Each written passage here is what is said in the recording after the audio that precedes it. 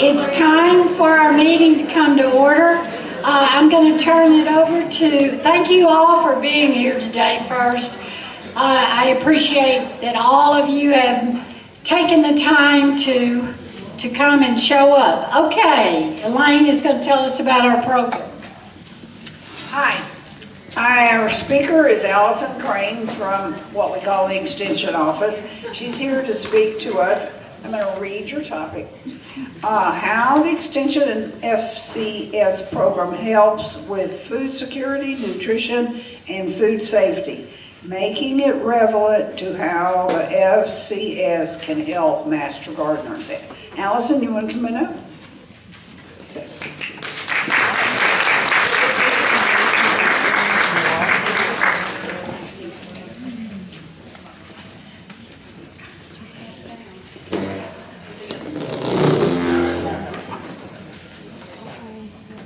That's fine, I'll move along anyway.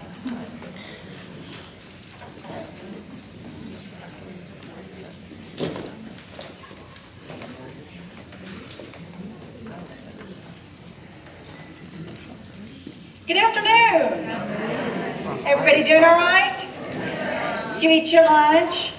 Did you have a bunch of carbs? Yes. Are you going to get sleepy on me? Yes. Do I need to do some of my extension get fit with you and have you get up and move around for a moment? All right. If I find you getting sleepy and people sitting back with their eyes closed and just taking it in, you know what I'll do. I'm Allison Crane. I am the Family and Consumer Sciences agent here in Garland County. We actually have 2 FCS positions, and my position is a broad one. I'll explain a little bit more about that in a minute. We also have an FCS agent that is SNAP education, and that particular agent position is restricted in their audience. 50% or more of their audience has to be SNAP eligible. And they also have a restriction on the programs that they do. But let me just kind of follow this. If I'll follow my PowerPoint, I'll keep us moving and I won't talk too long. How's that? Y'all want that? Uh-huh. Okay. So let's see if I can get this awake. All right. Now, as master gardeners, all of you had to go through a training at some point or another, and you probably heard a little bit about the history of extension, and you probably heard a little bit, like a little bitty blurb that may have took about 10 minutes at the time to talk about FCS. And for some of you who have been in extension, in the Master Gardeners for a while, that was a long time ago. And you probably have no memories of that other than, oh yeah, I think they do something in the office in the county and everything. So I'm going to I want to relate the history of extension and just briefly get into that because a lot of people aren't aware of it. The history of extension actually goes back into 1862. There was a man with a vision, and he felt that there was a need for farmers and for agriculture to have more research, to have more education. And so in 1862, the Morrill Act was passed because finally some people with our Congress got in on it and realized, hey, there really is a need. So they passed this act, and it was for land grant colleges.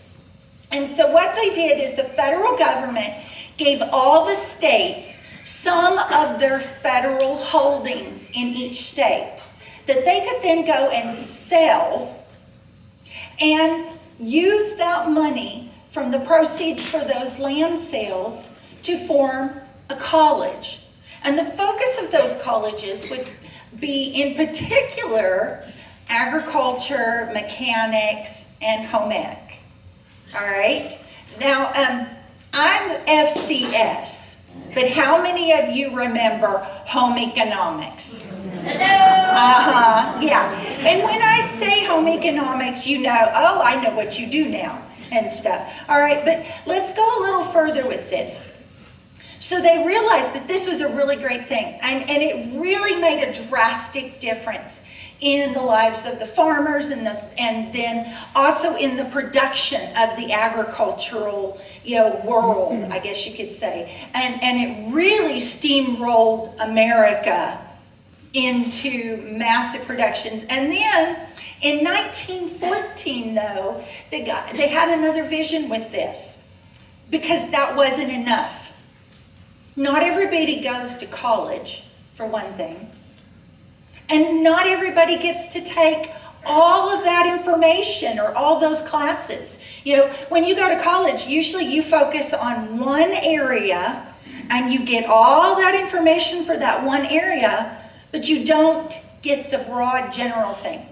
So they decided that it needed to be something more. They needed to extend the knowledge from the university level, and they needed to bring it into the counties all across America to make it practical and applicable. Which makes sense, right? When we take good information and good knowledge and we bring it to the people where they can actually apply it, that really goes along with sustainability, right? Okay, so extension officially started in 1914. Actually, in Arkansas, it unofficially started a little bit before that. But they started and they had agents. And so they had agricultural agents, and then they had, because of the increase and the prosperity even of the agricultural side of it, then they recognized, okay, it's not enough to tell the farmers how to produce more food. We got to tell their families what to do with it. We got to make sure that they're preparing it in safe ways. We got to make sure that they're preserving it in safe ways. We got to make sure that they have the financial knowledge that they need to benefit from it outside of just having food on their table. And so that's where home ec, family and consumer sciences, comes in. Because it is really, truly a science. And that's part of why they changed it a few years back. Several, but still, I still love home economics, though. And all right, so that's kind of the general thing, and because of that, we extended that information. 4-H grew from that. Extension Homemakers Council grew from that, and the Extension Homemakers Council grew from that. They started as home demonstration clubs. Because, again, there was a need, there was a lot of really good information, but there were only a few people sharing it in the community. Well, why not teach people this, teach leaders in the community, and have them then go and teach it to their friends or their families or their clubs? And so that's what the Extension Homemakers, how that developed and grew from there. So they've got a long history here in Arkansas of getting that research-based information out from that university level to the county and to the families. All right, so that's just kind of briefly a little bit about extension. And let's see here. So, all right, but let's talk a little bit more about FCS. So again, it's Family and Consumer Sciences, and I love Family and Consumer Sciences because it's not boring. I don't like having to do one thing over and over again and stuff like that. So I did a program for Kiwanis earlier this week, and I got to thinking and trying to explain a little bit about FCS and what I do. Last month, I did over 19 either educational classes or some type of activity. Now, I have a list of all that stuff and everything, and I was like, oh my goodness, that makes me tired. But it was so varied in what I did and what I was able to do as far as like reaching people. I did food preservation stuff, even with your plant sale, right? And had a good time with that. Did another demo for the Women in Ag, and talked jams and jellies and food safety for food preservation with them. Wrote 3 articles on various topics. I can't even remember now what they were. All right, but got some good response from it. And so that's just a little bit, I'm going to do everything that comes under home ec. So before we get into some of the details on that, let me ask you something. In the last 24 hours, what were some of the life skills that you used? In the last 24 hours, what did you do? Cooking, sewing, planting, washing clothes, cleaning, mopping, all that stuff. And you had to know, hey, why am I going to do this? Why is this important even? All right. What else? Shopping. So you spent money. You had to make consumer decisions to do that. All right. Somebody said they washed clothes. Hopefully you didn't turn your underwear pink unless it was already not supposed to be pink. Yeah. And so that's a life skill, right? They're vital. We use those life skills all day long, every day. FCS helps people gain those practical life skills and promotes health and wellness. So, sing it there. Okay, so again, it was home economics. So we have health and wellness. We cover topics with aging, marriage, parenting, family life, family and consumer economics. Again, I teach finance classes, all kinds of stuff with that. Nutrition and food safety and food preservation.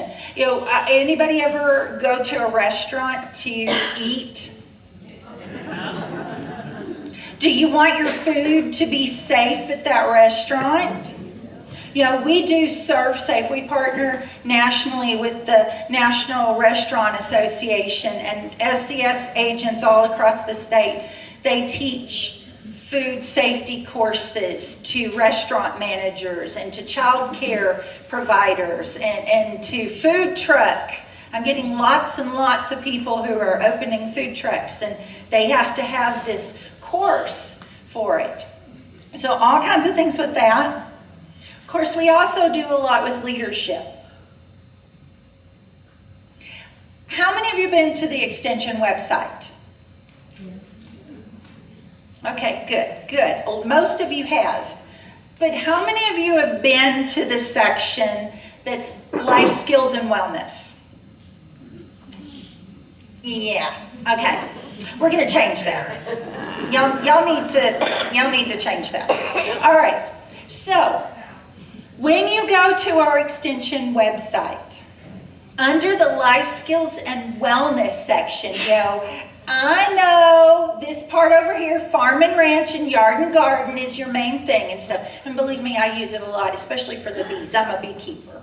All right. But, all right, let me get over here where I can actually see for a minute here. All right, so if you look at this, there are all kinds. Oh, I'm going to get in front of the speaker here. I'll scoot over just a bit. We don't want feedback. That's not our friend. Okay, so there are all kinds of topics under here that we have that we use, and if you click on any one of them, then it'll pull up, like 20 more areas and things that you can go through. It's all practical information. That maybe y'all have it all figured out, but you probably know someone who doesn't. But if you have a question, I get lots and lots of questions all through the summer, like on canning and things like that. I do a whole bunch of question and answers on canning. And I did this and this happened and stuff. Is it going to be safe? Or, I'll tell you one. My very first year in extension, back when I was straight out of college, I had this one sweet little old lady.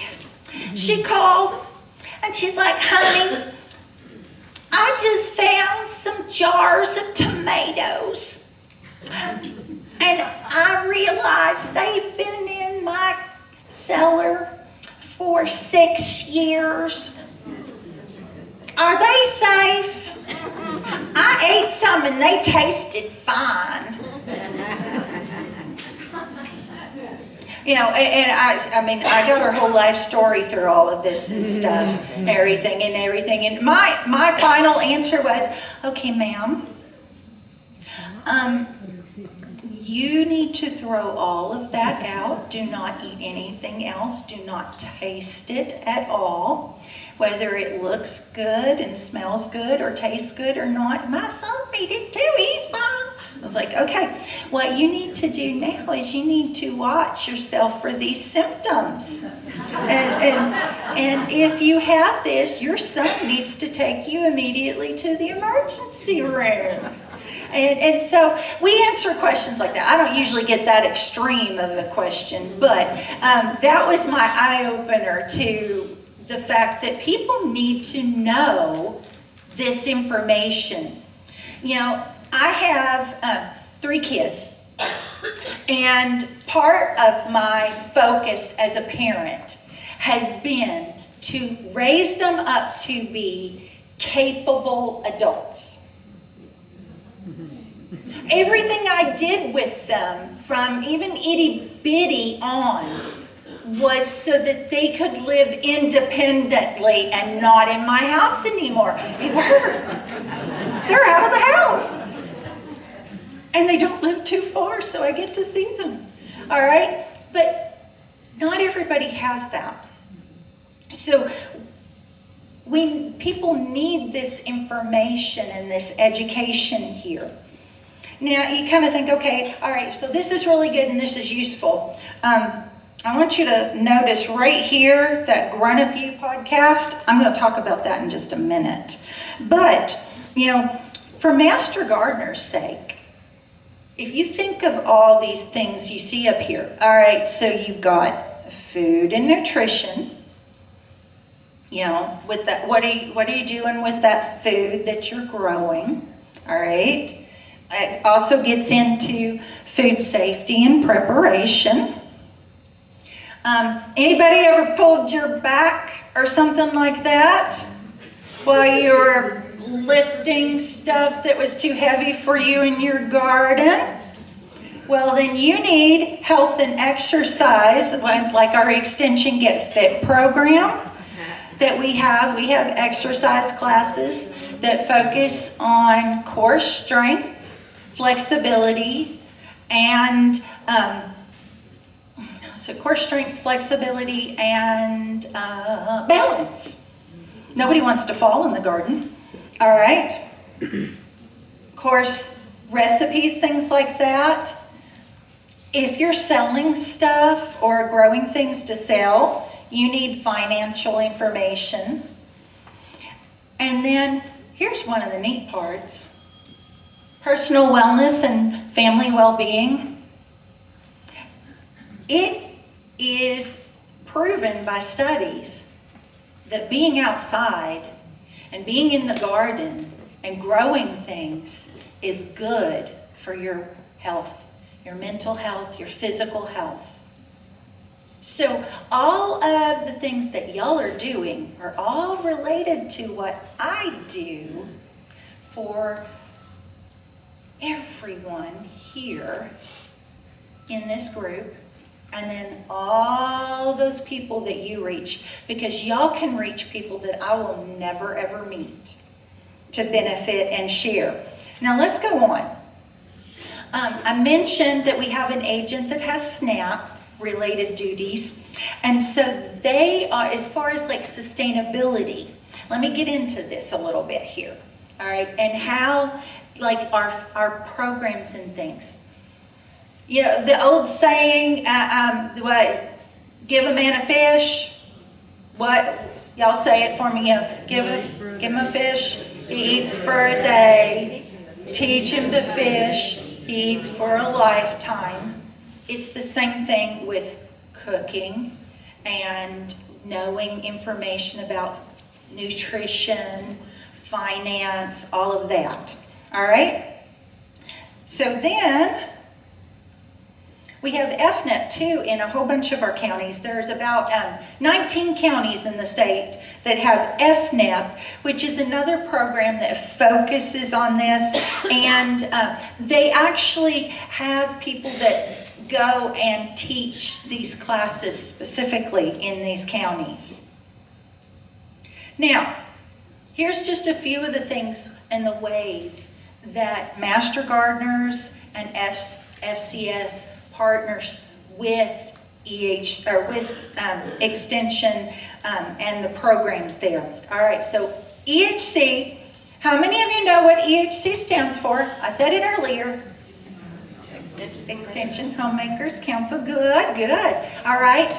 Okay, so we have clubs, and I have information on up front on the clubs, on Get Fit, and on my FCS programs, and I have on this other one I'm going to tell you about in a minute. All right, so 4-H, of course, it has Master Gardeners can partner with 4-H and create a lifetime. There's some sustainability, right? Going with that in the programs that you do with the kids. Of course, promote. I share about y'all. Actually, I share about y'all all the time. In fact, I talked to a lady who called me just the other day, and she was like, I was thinking about joining the Master Gardeners. What do you know about this? What can you tell me? And after I told her and shared, she's like, I'm doing it. This is so great. She was so excited. So you'll have another Hope. Y'all meet Hope soon, I'm sure. All right. Food safety, of course. The things that we teach about, hand washing, washing your fruits and vegetables, things like that. All of that. Y'all need to know it, and the people that you're helping grow things need to know that. Food preservation, again, if you don't store your food properly, what happens? It spoils, it rots, bad things happen in your stomach afterwards and stuff, and you waste it. And if you're like me, I hate wasting food. There's almost hardly anything that ticks me off more than to, buy some vegetables or get some fruit or whatever and have it, maybe get to eat a little bit of it and then lose the rest of it. And it happens, but that really does not sit well with me. Of course, we also have the nutrition and health programs, and of course the farm to table. And SNAP, actually, believe it or not, SNAP has a lot of programs through it that they can actually buy plants and gardening supplies through the SNAP funds and teach like at the daycare centers and the schools and things. So our agent that was here, she had actually gotten a lot of programs started on that. And in fact, we have some plants and things growing at the Web Center now, which we have a Get Fit group there, by the way. You can join that group if you need some exercise. But one of the ladies was out there taking care of the garden, and she harvested green beans and sent a picture to the group. She was so happy about that. Okay, just a couple more things I want to share with you real quick. Again, talking about sustainability and the things that you need to know. Now, we talked about the life skills and, the things that y'all have just used, recently in these last few hours even. Even the food that you chose over there, that was still connected to life skills. You paid for it. You decided what to eat. Hopefully based on what you ate for lunch, then that's going to influence what you eat for dinner, things like that. This program is something very near and dear to my heart. Now, I mentioned that I wanted my kids to grow up to be capable adults, right? My youngest, whom I have purposefully tried to train all of her life, when she got into college, she realized how smart Mom was.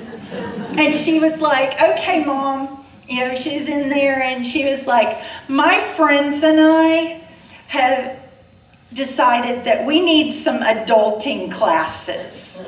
And I was like, yeah. And actually it was mostly, this was also the kid that, like in her first semester of college living in the dorm, and she's like, Mom, I've come to understand that not everybody has grown up with the same level of food safety as we did.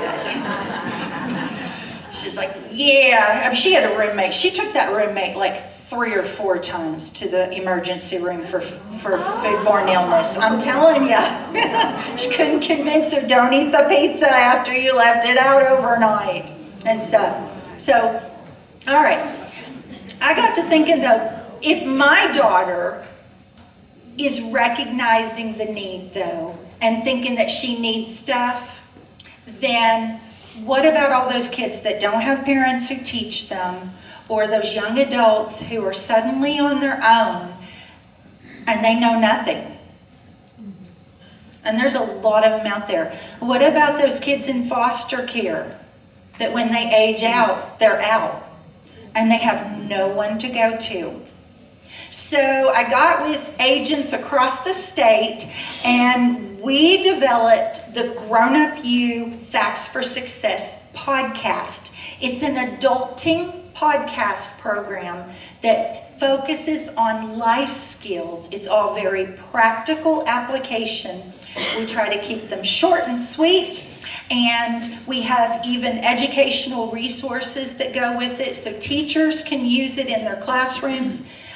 Families, great conversation starters. You can listen to one of those podcasts and then it will go and, you listen to it and then you can start talking. Well, what did you think about this? And what do you know about it? Have you ever done this or whatever? It can make some really good conversation. And sometimes kids will listen to that or they won't listen to their parents. So it's all very practical. And I've got these brochures out there too. So keep that in mind. It's on our website. You can also listen to it through just about all the major things for podcasting. Let's face it, education changes everything. And when we apply that, which is the whole premise of extension, we extend that knowledge. And then of course master gardeners, which are taking that knowledge and you are spreading it throughout the community. You're benefiting yourself, your families, and all the people around you. And I know for one how much I enjoy driving past your projects. It means a lot to me. So in the future, please feel free to participate in any of the FCS programs that we've got going. I try to promote them, and if you ever want something like that to share in like your newsletter, I will gladly share any information and registration for that. Most of them are low cost. Of course, you're always welcome in any of the EHC programs. And we have several members in EHC who are also Master Gardeners members and stuff. And let me tell you, there's some hard-working people there, because y'all do so much here and then they do so much there. You know, that really is a double whammy on the, you know, helping people with that. But keep in mind that I'm also available for information and resources as far as food safety, as far as, you know, the financial end of things and things like that. All right, thanks for having me. Experts in areas, and so information on that. Those podcasts then can, you know, we have a transcript, a full written transcript of each podcast. They can use it when they're researching. They can use it as the topic of a speech. They can do a lot of things with it. So yes, we're trying to get the word out, but that's a slow process. Any other questions? I wanted to let you know the reason I was laughing over here a while ago and looking at my phone, it's because my grandson just got through with his family and consumer science class, and he had to come home and cook a meal, and then he's been using the website, and I can't tell you how personal personal hygiene. He learned a lot. Wonderful. I was showing them the pictures of him and the question he asked. He said, yeah. grams I learned about. Oh, yeah. I mean, let's face it, that family and consumer sciences, home ec, it's all of it. You know, we cover it all. Anything else? Thank you all. Just real quick, I was going to say, I just sent several things that I snapped because my daughter is homeschooling a special needs child at home. And also my granddaughter is working as a substitute teacher, and she's getting stuck in classes that, you know, are some special needs, and then also just some study hall type groups. And this will give her some ammunition. Oh, yeah, especially the podcast, you know, they can listen if a substitute teacher needs to listen. Oh, that's awesome. I love that. He sent me a message. Tell him from an FCS agent, way to go. And that looks delicious, good enough to eat. All right, y'all, thank you again.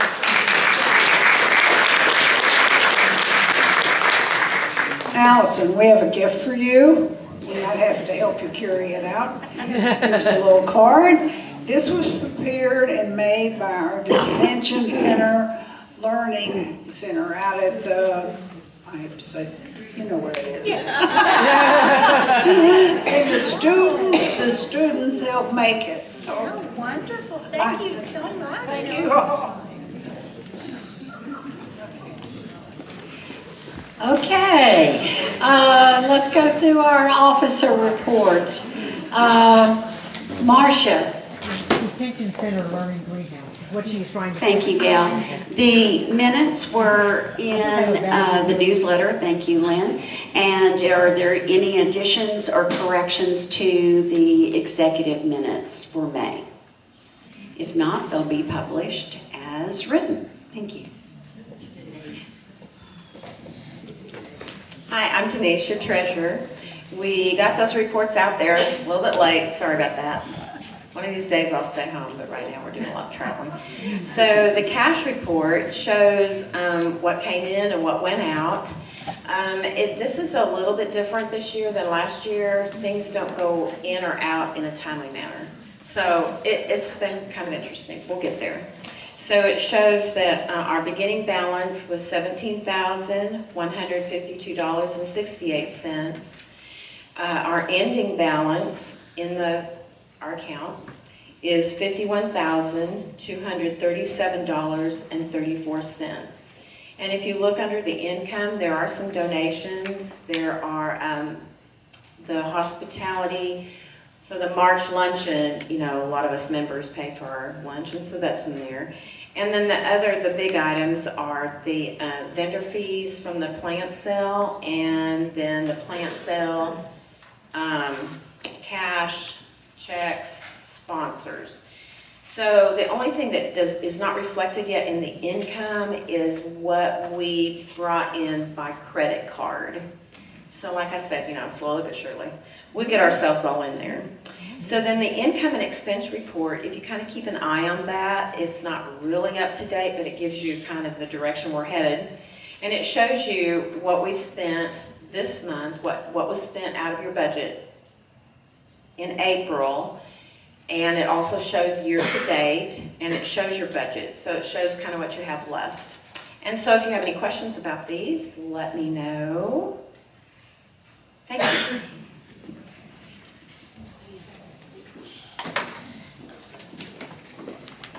Okay, I'm glad to report that we have 103 members present. Good job, guys.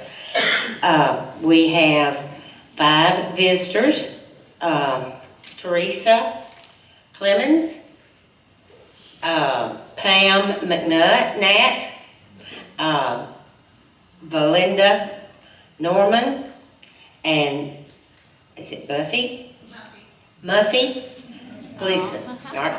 Welcome. Hope y'all enjoy it. We have been doing a great job on reporting our hours.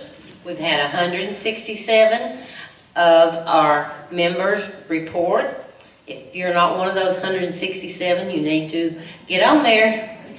We have had 8,525 sanctioned hours and 369 non-sanctioned hours reported, making a total of 8,894 work hours, and we've had 2,180 educational hours. So keep up the good work.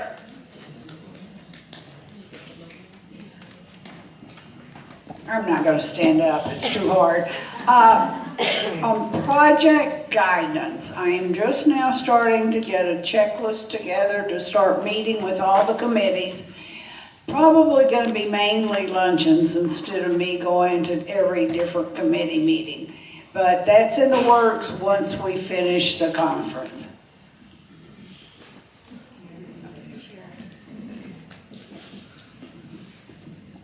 Okay, I'm Sherry Davis, your past president. Couple things, CART. That's our Committee Analysis Review Team. We do that once a year. We have not done it the past 2 years, but we're starting it back up again this year.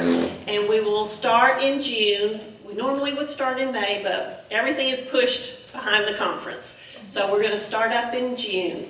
We only have 2 projects to review this year.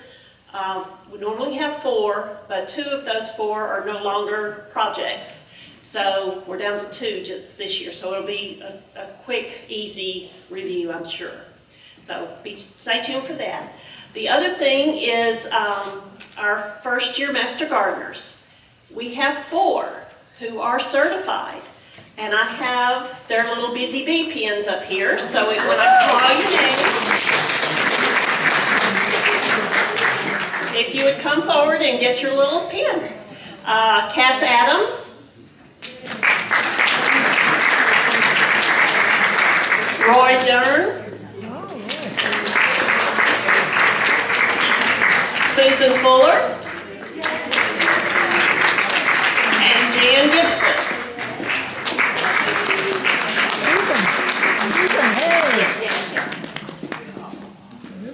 Thank you. And for the rest of you who have not fully certified, I have pins for you, so get busy.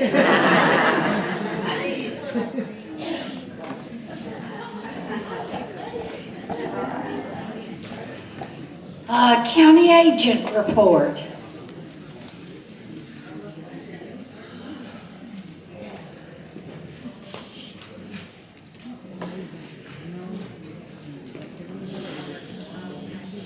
Hey guys, how's everyone doing? Good. Awesome. So, I guess my report for today really is just to talk about the plant sale and how much fun I thought it was and how great everyone did at it. I think it was a great event, and I just really appreciate all the hard work that went into that event. It was actually my first time being there, so it was something for me to see too. Stayed late, I worked with y'all. It was a great time. We got the state convention coming up. If there's anything that you need for any of your committees that might need to be ordered, like last minute, just get with me and I can order that for you. And then up to date, we have 5 new Master Gardener members that have applied for this year so far. So, yeah. That's all I have. Okay, thank you. Okay, Sherry Davis has a couple of things. I don't know if she has anything to add to CART, but we also have annual surveys. Yeah, I'll just do the survey because I already did the cart. Each year, as it says, we do an annual survey. In the past, it's been a pretty long, drawn-out survey. We think that has caused us not to get a whole lot of responses that we really, really need.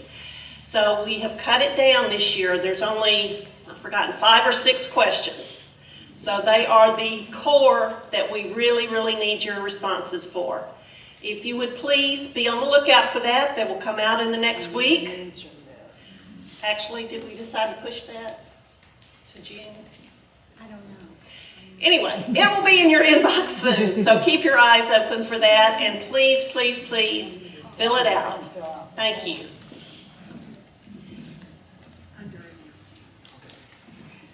Okay, garden tours. Carolyn Davis.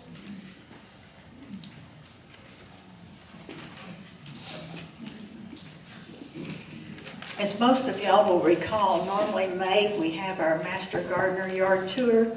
Needless to say, that was postponed this year because of state convention. It's almost here, guys. So this year what we have done, most of our homeowners in Hot Springs and surrounding area have gladly opened their home, or their yard, for Sunday. The tour's on the 31st with the state. On the convention ends Saturday, and that Sunday afternoon. June 2nd. June 2nd. We have 10 people that have opened their yards from 2 to 4 that you can visit. We do ask that you be courteous, don't block their driveways, and don't leave any clutter, okay? We do have a list available of the homes that you can go to. You don't have to start them in the top order. I just put them in according to each tour name. In fact, it'll be helpful if you'll kind of start in the middle some and some at the bottom. But enjoy your tour, and thank you.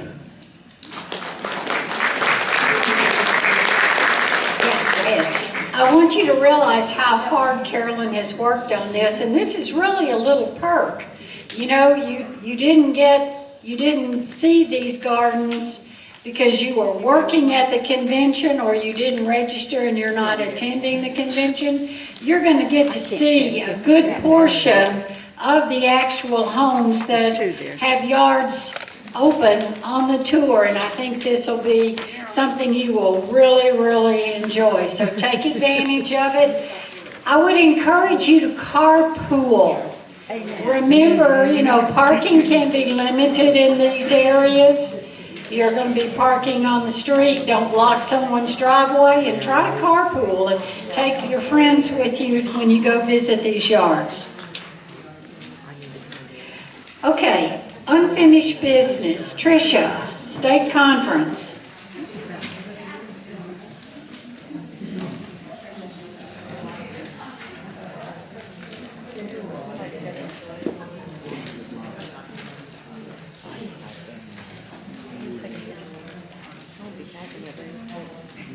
If you'll notice, my name is on this list.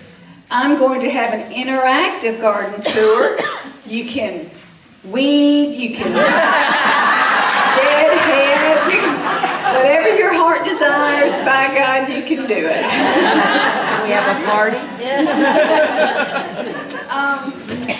So, in less than 2 weeks, we're having a conference here, and it's been long and hard, and I want to thank all of y'all, especially the chairs. Y'all did the vast amount of work, and it's coming together so well. We are going to have a final meeting for the chairs Monday the 20th, 9 o'clock at the library.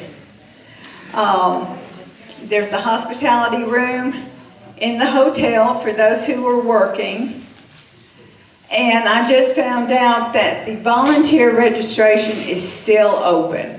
So if you're going to work 10 hours, contact Donna Woodward. Wave, Donna. There she is. And she'll send you the link to register. So basically, that's it. Do we have any questions?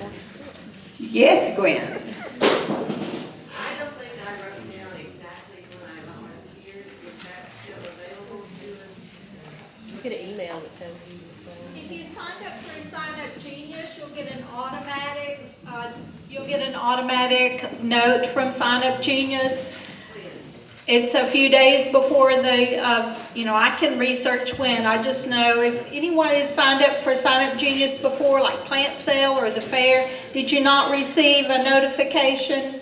I see heads going this way. It's just the way the program is set up. So it's an automatic response, and I don't know, I know it's at least 3 days, maybe even a week, but I think it's about 3 days before.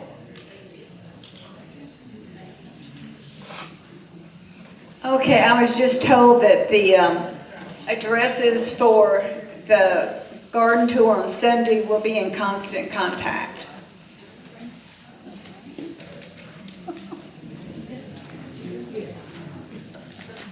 Okay, I think Denise is going to give us a very, very brief overview of the financials on the plant sale. I got that, brief. Okay, so I did not send this out because there's still too many moving parts, but I'll give you some totals. So the total income, $45,626. Is that not amazing? That is amazing. So far, the total expenses, and most of these expenses are pending. So in other words, I think most have been turned in, but have not been processed through, so they're not actually come through. So most of this is still pending. The expenses, $9,914.06. So the net at this point that we know of is $35,711.94. Give yourselves a big hand.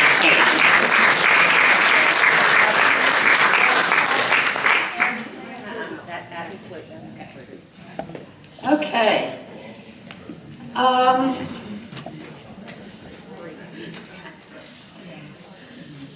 Okay, we have run through this quickly. We have a couple of announcements. Elaine has something on projects. Just a moment. Okay, I have not gotten on my 2024 project evaluation. I'm not going to call your name, but I'm going to call the committee that I need to come up here, get a form, I got pens, fill it out before you leave the room. Colliers Fund, hospitality, the Garland County Library Bird Sanctuary. We need to fill that in now.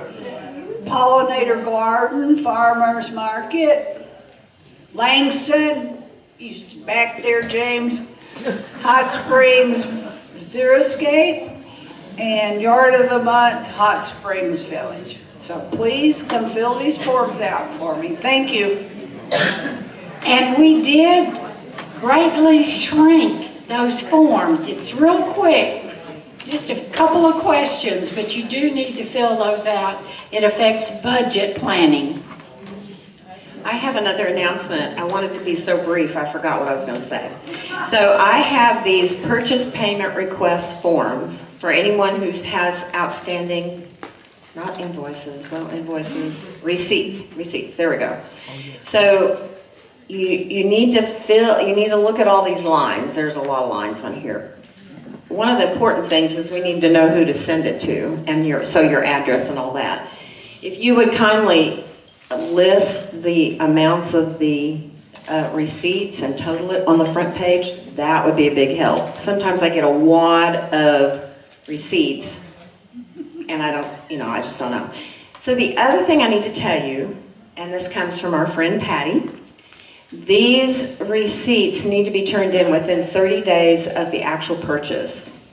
So I want to encourage anybody who's got anything, especially for the plant sale, to hand that in. That if you're purchasing for something in the future, like a luncheon or some such thing, once you purchase it, you have 30 days, timely, to fill one of these out.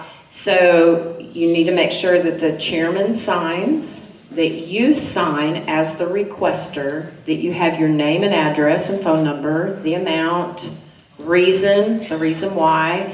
If it involves food, remember we need a list of people. What am I forgetting? And you can take it to the extension office, because I go there often and I'll sign and submit. And we'll do it as quickly as we can, which doesn't really fall under timely. But we want you to be timely. Oh yes, and the clean receipts. That means that only what is used for Master Gardener is on that receipt. So, any questions? Did these also change from 3 months to 1 month? I asked that question too, because I thought it was 90 days. But she read it to me and it said 30 days. Well, she may have to give people an extension this time around, because if this is the first time of the year, you can't possibly. Yeah, that's what I told her. I said, give us a while to get trained. So yeah, I thought too. Thank you for that. So yeah, it's 30 days now. Any other questions? Okay, thank you. Oh, one more? Can we send it, does it have to be a hard copy, or can we send you a copy of it? It's best to have a hard copy. Okay. Thanks. Okay, Kathy, did you want to make an announcement about hospitality? Hi, I'm Kathy Searcy, and I'm the hospitality chair for our state convention. So many have signed up to bring cookies or brownies or banana bread or muffins or cakes or whatever. But we all know that when we help, nothing tastes better than just something homemade with that cup of coffee or that water. So if anybody else wants to make something and bring it next week, feel free to contact me and I will add you to the list. Donna has offered 1 hour of service for cooking at home. And so then when you bring it, it will come to the hospitality room, which is at the Hotel Hot Springs, 1311. I'm in your Master Gardener book. It's Kathy Searcy. And so please look me up. I can tell you my number. If you want to text, it's 501-551-2283. But thank you all for all of your service, everything that you're doing to pull it all together. Thank you.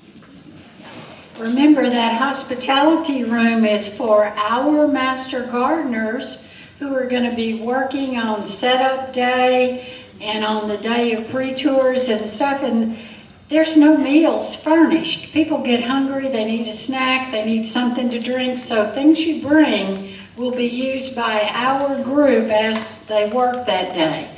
Okay, one quick announcement before we get to show and tell. Do y'all have some? Okay.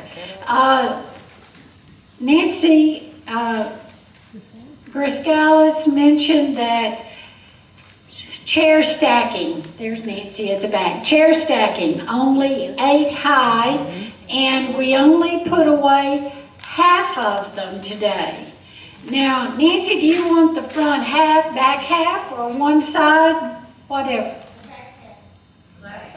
Back half, so put away just the back half, leave the ones at the front. Okay, Carolyn has asked the yard docents that are going to be working on the state tours, garden tours, to meet in the bar immediately after we adjourn. She's got a couple of quick questions, things in the bar. In the bar. Okay. Okay. So until. Jennifer and Debbie Bogle. Debbie left. Okay. I want to thank, she's not here, but I want to thank Debbie Bogle for her wordage there. She does a great job at that. And also Jennifer did a lot of research on color theory. And we have a couple of things to give away today. And we'll get Gail to draw it.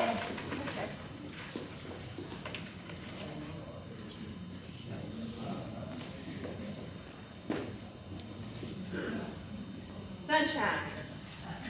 Yay! Okay, tell her what this is.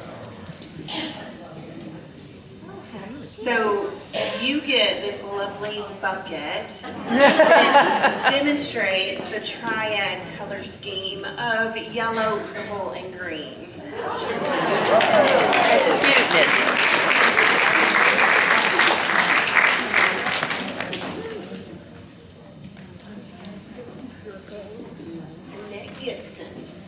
Annette Gibson.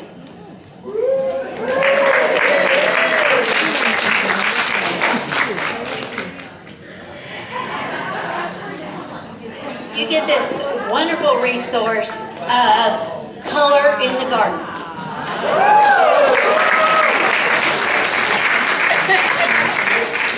I got it. And if anybody wants any information on color theory, just come take it. We got 2 copies left. Hey, that's it. Thank you. Okay. It is 1:29. We have done this in record time. Oh, Kay, you have a comment, question? To let everybody know, I am here. If you need a retake for a roster picture, meet me over here. I will be available. Roster pictures. If you want Over here. in the roster. I just want to thank you for coordinated the meeting before at the convention center, so I know where I'm going. Good deal.